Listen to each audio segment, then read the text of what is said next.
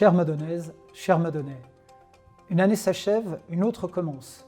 Je veux d'abord vous adresser une parole de prudence, celle du respect des gestes barrières, en ces temps de partage et de retrouvailles en famille, avec nos aînés ou celles et ceux de nos proches potentiellement fragiles.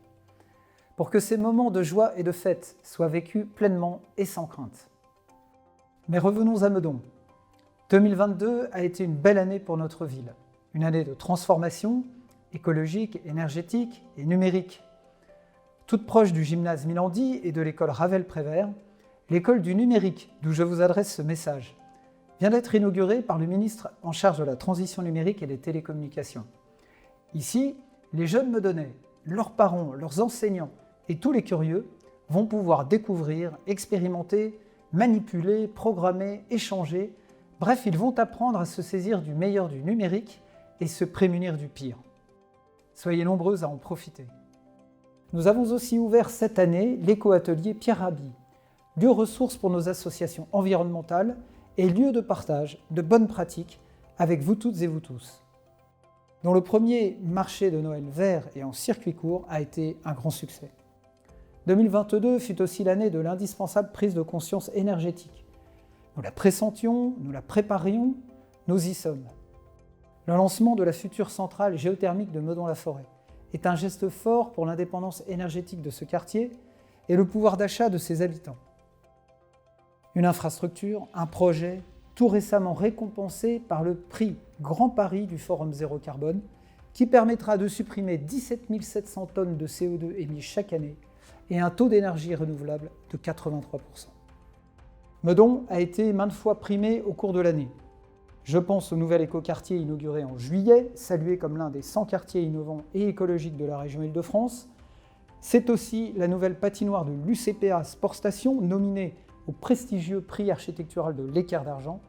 Et j'ai évidemment une pensée pour nos 5 policiers municipaux qui ont reçu la médaille d'honneur pour acte de bravoure et de dévouement décernée par le préfet des Hauts-de-Seine. Remercions et reconnaissons ces héros du quotidien qui, de la présence sur le terrain à la gestion des situations les plus tendues, sont à nos côtés pour nous protéger.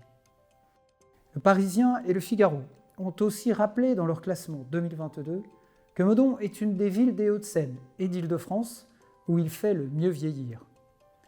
Je veux aussi vous remercier, vous, chères Meudonnaises, chers Meudonnais. Quand le coup de tonnerre a retenti en février avec le déclenchement de la guerre en Ukraine, vous avez fait preuve d'un admirable élan de solidarité.